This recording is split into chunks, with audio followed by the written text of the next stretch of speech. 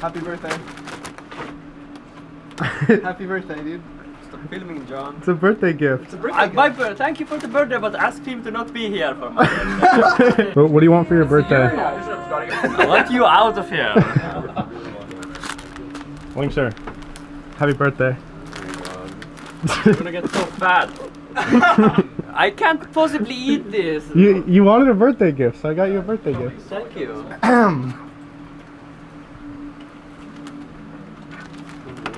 I got this for you.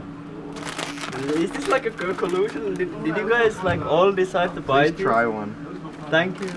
Thank you very much.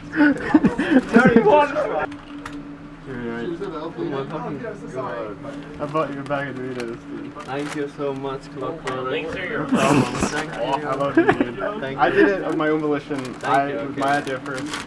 Okay. Everyone else just... Up. I'm not even kidding. Yesterday, the day before yesterday, you bought 3 bags from the gas station. And then yesterday, you're like, I got 3 bags today. You're eating like 3 to 4 bags a day. See, now you won't have to buy any bags today.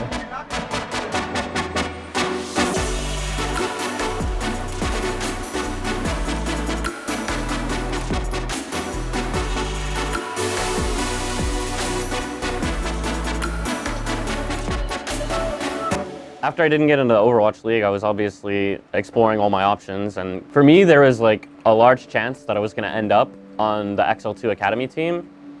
And so when I played against their Overwatch League team, it was kind of interesting for me because I was going to be a part of that organization. But literally like the day before I signed with XL2, Flame messaged me and said, "Hey, you want to be an outlaw?" And I'm like, okay. And so then I became an outlaw and I got to play against their Overwatch League team, and to be able to, you know, take maps off their Overwatch League team in matches after being close to being on the contenders team is like a really interesting experience and thought to have. But at the same time, it definitely feels deserved. Like it's a long time coming. But it just goes to show that like my talent is good enough for the league, and it would have been, not to be like a waste to be in contenders, but it would have been a shame just for my own personal goals to be in contenders rather than in the league. Hello Donut, Cool Matt's in a good spot. They're like super zoned. Linkser gets the kill on Mercy, but we didn't respect the tire. Like it needs to be literally our entire, if the Mercy gets chunked, then the Mercy will like shift at least like 3 chances of like taking fights. No one's gonna come in your way. Would you shut up, dude? No hat. No hat. Well, Fact is pretty cool, so that's why we put him in. But yeah, in reality, I think that Fact's playstyle really fits our team a little bit better right now. Both of them have very distinct playstyles, and so far we feel like Fact's fits the maps that we're weaker on over Muma's, so kind of just makes sense for us to like use our roster to its maximum potential, right? So if we think that one player is better on a certain game type or something, then we're gonna play him. And so far, Fact has been having a lot of success on the maps we're playing in. So for me, playing up on the stage for Overwatch League, it was like a homecoming. It felt like I was supposed to be there. It felt like everything had finally lined up in the way that it was supposed to, and I was ready, I was prepared. I wasn't really nervous per se, because I don't really get nervous to play on stage, but there was that inkling thought in the back of my mind, like, if I don't do well here, you know, the community's gonna be like, oh, they would have won if they had Muma in, or, oh, why didn't they play with Muma? And so it was just like in the back of my mind, but I was still really, really confident coming into the match. What's the still? What's the low? No jump. I have the riders. Well, thanks for the low, guys. Well, thanks for 1. Might have to go for a nuke here. I'm pushing up again. Levi! Big day, make it. I'm so close to Trins. Got it. I got it. Look at the corner. Move, I got you. Reload. And who is You need to wear your button up. What's up, boys? It's good, right? Yeah. Where's your button I like up? it. Done and then the pants. Get out. The only reason why it looks so weird is because his beard is longer than his hair on the sides. That's the point. Nah, dude, we Open that. that. It's a style, dude. Yeah, we just gotta get used to it, you know? Yeah, you're looking really good. I like it. Hey, Shane. What? Who is that? I'm not white. You're not white? I'm not white. When you play with me, Who whiter than Bert? 5-man. I am not white. Yes, you are. I'm not. I am olive. I'm like, Matt and I are olive. You're literally white. You're so white, it's not even funny. My dad is not white. You're That doesn't matter. You're definitely white. Then I can smell people. This team is so miles stupid. away. My One of mom, my strengths. my mom can smell so well. My mom can smell, therefore I can smell. I swear One to of my- God. I have the best mom. Listen, I saw a picture It's of important, Flame's Wayne. mom, and his whole family. It looked like 4 Flames. My mom actually has the same face as me, but my dad has like the same like hair and body. Okay, we just got some Got some. From who though? from China. Thank you, China. I got a sticker now. So this is to all of us? Yeah. Should I wait until like everyone's here? Yes. Alright, I'll wait. Dear Houston Laws, hey, my favorite team. I am very nervous because I am writing to you guys. I watch so many times in your every game. Now I'm watching your match against Seoul. My job is to draw comics, so when I was working, your game was the best. Thanks you guys so much. I drew some members of the Q version of my work. I made cute. Okay. That's my. It's a cute. That's okay. yeah, it's a cue, but that's. I made them some small things for you. Hope you guys will like. Because of some accidents, only small part of them can be done in time. Every one of you guys is so cute. Thank you. Aww. Jake and Linkser. Love your 2 partner DPS. Banny Raucous Boink. Love your support. Bandy just wants to be. Muma Cool Matt Fact Fiction Spree. Love you, Tank. Aww. Mendo Clockwork. Love you. Support behind the team. Also, Flame and Tyron, you guys are amazing. I very much hope to one day go to LA to watch your game. Sorry my English is so bad. I hope you don't mind. I do. Next time, if there is a chance, I will send you more gifts. Love you guys. Your Chinese fan. That's awesome. It's very nice. This is the other one. This is very nice. Look how beautiful that card is. I really appreciate you guys. Thank you for working so hard and always coming together as a team. Y'all, nice, have already been Now through you know how a to lot. get to me. And you obviously deserve friendship. Charms. Charms? Okay.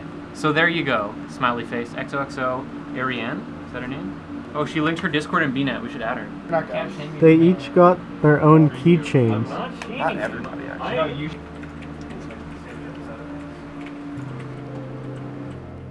So switching main tanks actually changes the flow of the game a lot, I think. It does take some adjustment. And that's what the practice is about, right? You have to learn the tendencies of each of your tank players, and tanks really control the flow of the game. You know, like they're the initiators. They call the dives, they handle when you're going to attack, and so changing main tanks really does change up the dynamic, and it causes everyone else to play differently. And for us, we're still practicing a lot, and the differences in play style definitely has caused some like hiccups otherwise, but that's just something we have to iron out.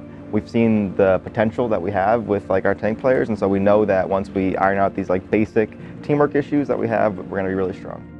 Having my first match be against Philadelphia was actually really, really gratifying for me because I have a little bit of history with that team, with having former teammates on that team, and so to come out and perform as well as I did in my Overwatch League debut was like an amazing thing for me. Definitely felt gratifying and rewarding. Like all my hard work had finally paid off.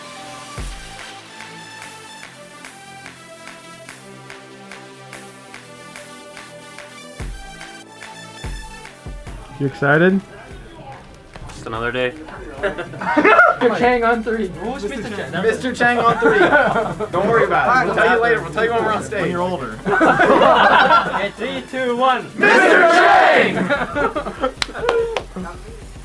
Wow, that's a loud crowd today. It is indeed. I gotta say, Pumpkin, the one. It is packed. Back Fiction! Yeah. Back Fiction is coming in. Banny and Linkser are in a precarious position. Now the Reds comes in, but no, Banny taken out by Carpe as well. This guy's on a tear already. Deadeye coming in for Carpe, looking for targets. Oh, he finds Linkser and Fact Fiction. Philadelphia Fusion claims that first stick in a hurry. Now Banny falls, and Houston with an opportunity here to move back onto the point. Oh, nice shot onto Carpe. Man, he saw that one coming. He had used the infrasight, so he knew where he was. Neptuno comes in for the res, nice cover. Houston Outlaws getting a ton of momentum off of this. That's going to be them nearly taking the point already. And they have to start getting kills though, don't they? Don't That's have not any gonna work. ultimates, and that's not gonna work. They push back Fiction, and Philadelphia Fusion grinding this one out right now. Linkser dives in with the Doomfist, but it's not enough. Both Valkyries out. Linkser kills Boombox. Houston with a little bit of an edge. All they need is that one tick. They are so close. They got it.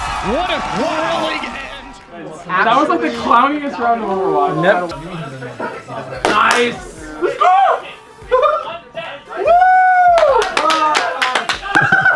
Dumb sack of shit. Good luck. Hey fans. You'll do great. John, shut the up. Getting killed by Coolmat. Still is backcapping. This is one of the weirdest point A's I think I've ever seen on Neptuno. That's one tick taken. Whoa, and what? Coolmat just, cool fade away 2K with the self-destruct. I don't know what's happening in this game anymore, guys. And they're finally gonna just wipe the point after Carpe comes back with the Infrasight. Oh, that was one of the weirdest Numbani point A's I think I've ever seen. All right, payload nearly there. It does not stop. Boombox gets another one onto Linkser. There goes Raucus. Carpe finds one too. He's like, hey man, leave some of that for me. Jake now out on the Doomfist. It's desperation stall time on the side of the Outlaws, and Not it's just enough. not gonna be enough. No way, man. Yeah, they're just gonna have That's to it. give it up. Whoa, that was fast. But man, they are just there. 1 meter to go for Philadelphia to tie up this series. And Poco gonna be able to get the read back right now. Oh, they get it. I think you're just gonna win the Going battle. some tank support. He's missing a lot of easy shots. He's just the reason why they're winning is the Widow itself is creating so much space. Don't take your first peek not from somewhere where you can't get res. Because that's like insta loss on the first fight. Target has not a problem. Town's our ancestral homeland. take them Don't worry home. about it. They're not comfortable with Junkrat. So 3, 2, 1. Scale, Poco gets hacked. Has to run for the hills, takes a lot of damage. Boink gets a double boop, I think, on the Boombox and Carpe. That's gotta be what that was, and what a start for Houston. Whoa, okay, so pushing back Philadelphia enough. Now the Transcendence comes in for Boombox. Both support ultimates used on the Philly side. 80% for Philadelphia Fusion. They are crushing Ruins so far. Houston nearly with the full hold here. They just have 10 seconds left. Jake with that Riptire could end it right here. Down zone, oh, there's both supports! Break it down immediately. So much pressure on the Neptuno. He's got like no health. Can they get there? I don't know if anyone can even contest this. Nope, they're gonna roll right in. Doesn't quite look like it. Barrage from Jake already. Gets one onto Carpe, but then gets eliminated. Carpe rotating around the side. The Deadeye comes in, he gets points one. Good damage onto Coolmat, who finishes off Raucus, and he's going to expire, as does overtime. Here we go. Fraggy announces he's capturing the objective. That's what Philadelphia wants. Oh no, too aggressive. Philadelphia flips it though. And they're gonna get it overtime. Houston, they need to get somebody back there. Movement jumps in, drops almost immediately. Jake on his own, and that's it. Philadelphia Fusion, yet another game 5. So against Philadelphia, it went like really well for me personally. I think I played one of the best maps I've ever played, and I was just happy that I had done my job. I was doing my job. I was giving my team everything they needed to go on to win the series. Unfortunately, it didn't end up happening, but we learned a lot from the experience, and if we can figure out how to win at Oasis, we'll be good coming into future matches. I mean, the positive of the Philly match is that like we did kind of prove that we're still a capable team. Like we're able to take these really good teams to like their very limit, but it's sad that we weren't able to close it out in both cases. I think that kind of exposed a weakness of ours. Maybe endurance-wise, last map we tend to not be able to close it out, right? So for us, like we're really focusing on our control right now, like on our COF to try to secure those wins, because we've proven that we can take teams to like the very edge, and now we have to prove that we can close the matches. Sir, before I forget, there's 2 more. Happy birthday. Happy birthday.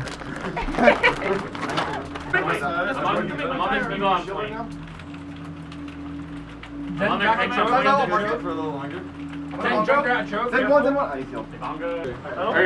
they didn't. Okay, they didn't expect trans. You should do it. If you Someone do it right now. If you If you just hold it. Not if you put the headset behind you. Wait, before we go out, Can't give me what I I don't mean, I've know had that worse I hair want. than this, honestly. It's not. I don't know, actually. That's so tall. I think the same theme is for New York, really. Like, our control has been our weakness. We get to Game 5, and it all rides on that. It all rides on the Koth. And since that's our weakness, it's like getting to that point. There's a little bit you kind of get in your head. It's like we want to close it out before that, you know. But it doesn't always work that way because we lose the other Koth map too. But so our main goal right now is to fix our Koth, and we're going to start winning these Game 5s. I had no idea, 'cause I looked in the top right and I just like threw it on the card. Shit,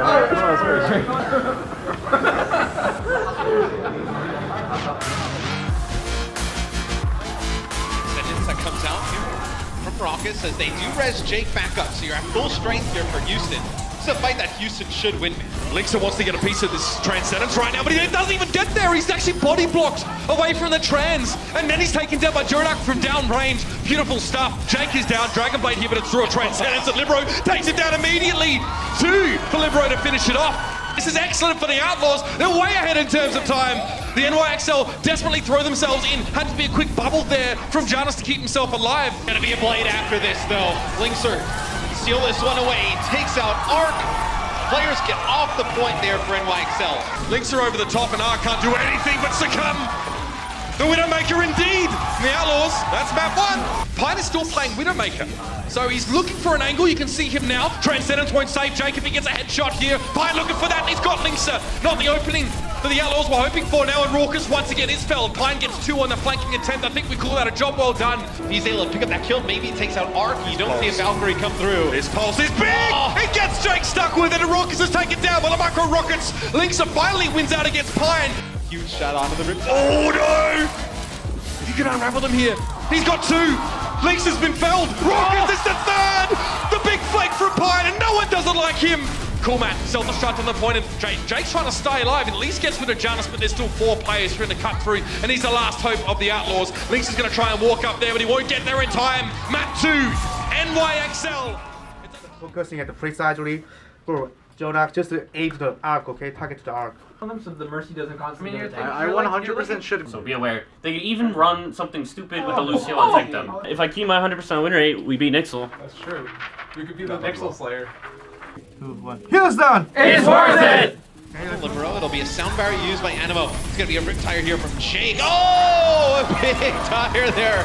And now he can circle back around to deal with the tanks who are trying to pressure Jonak and co. Very cleanly executed stuff here in the NYXL. Look like they'll have this round all tied up despite a very odd start with the Bastion. That halt from Mono not gonna do much. Meko switches over to Diva. He gets D-backed. This stage will go to the Houston Outlaws. Sabiobi didn't have the blink to get there. Lynx is being pocketed by Banny, so he can stay alive through the primal rage. Rocket shuts Libero down. This could be the opening. Now we're going to be off to the races, but it may not matter here. The XL can't get to the point. Map 3. And the NYXL do get the wipe. This is very competent looking defense from the Outlaws, man. They've definitely done their homework. And the opening door. Pulse bomb. Oh, that was Lynx going down. Jake pulse bomb Mano, but was able to survive it with the use of Primal Rage. So I guess he's kind of forced Primal there, which is not bad. Oh, Linkser, he had to use the ice block because the bubble disappeared just as the self-destruct came down. The green wall is not going to be enough to save the Outlaws here, though. Perfect response from the NYXL. They hide in the building close up. They use Pine as bait and then leap upon the unsuspecting squad here. Arc finishes the job just for style points. And that should be it. A map 5 is on the cards. Kuma drops down into the hole, comes up top. Jake with a rip tire. Going. Never get caught Needs to contest. Savio B will get on the point.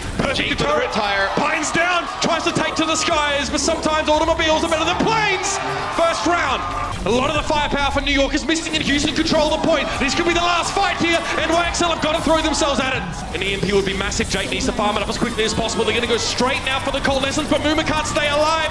High ground being held by Jake right now, but he's low for a Sombra. Raucous gets a Cossack kick and a slap from Mano. Echo going for that self-destruct, and he finds very little now. The point taken by Houston, though, to stave off defeat. Sabiobi now to break back in, though this might still be a dangerous situation for Houston. Their supports are unprotected. They'll retake the point at 99%. Boyk will be the closest player. They come so far, the Outlaws. And now, Boink is felled. Deadeye. Cool Matt's the next. He needs to zoom over towards the point, but he won't get there in time. Crushing loss. Coming into this week, we knew we'd have some rough matches, and so the fact that we played two really great teams as close as we did, with all the problems that we've been working on for all this time, it's like a really good indication of our progress. And while it sucks to come out of this tough week with 2 losses, we're not down about it at all. We made so many good improvements, and we actually feel really, really confident coming into the future. Obviously, we would have liked to win against, you know, one of our big rivals, Philly, and also one of the best teams in the league, New York. But taking them to the limit like we did showed that, hey, we're here, we're still strong, you still have to worry about us. And so even though we lost, I think it was still a statement week by us. Honestly, I'd rather get 4-0'd than take the game to so close so many times and lose it. Like, I'd just take the 4-0 and like try to learn from that instead. But like, it feels bad, man. It feels bad to get so close and not be able to close it out. There's definitely positives that we can take from it. Like I said, it's a positive that we're able to take the best teams to like the very limit. And that's also why it feels so bad, because we're so close and like victory's just in our grasp and we can feel it, and then it's just taken all away from us. I think more and more recently, our biggest problem in communications has just been the level of hype we get to, and it's not good. Like the level that you're coming at in like the most intense situation should be at least somewhat close to the level that you come at in like a normal fights where it's not overtime. When you start yelling and stuff, it gets a lot more cluttered and a lot harder to focus on the things that you actually need to focus on. It's really hard to like replicate it too. Like you can't fix it. It's really hard to fix in practice because like it doesn't happen in practice. Because you don't get hype in practice. You don't like care about overtime. Yeah, I think if we look at some of our game 5s historically, there is elevated pressure on us to win those matches, right? I think the way we deal with that is kind of poor. Our communication turns into kind of like a screaming fest, where everyone wants to win so bad, and so everyone at that point turns it on to the maximum efficiency that they feel, and that causes a lot of people over communicating and talking over each other, and that then leads to some basic mistakes. So I think that if we can learn to keep ourselves calm and cool throughout the entire series, not just at the start. At the start, we usually start out really strong, we're full of energy, and we try to pace ourselves, but towards the end, we get more and more intense, and I don't think that's the right way to play, honestly. I think that we need to be able to learn to pace our emotions and pace our energy and just keep it consistent, keep it steady across the entire series. And so so there shouldn't be a difference between comms in game 1 from to game 5, ideally in my opinion, but there is a major difference for us. And I think that has caused us to some miscommunication and has actually lost us some maps. So it's a big issue for us. Moving forward, I think that our performance against these top teams has shown that we can win these matches that are coming up. We're definitely not out of the running for the playoffs. We're going to be taking a lot of wins, I feel and especially with how our scrims are going and how our performance was on stage. You can expect us to bounce back, I think. And I know people always say that after they're losing, but right now I feel we're actually getting there. We actually are getting to that position where we want to be, where we can win against these top teams and take our place back among the best teams in the world.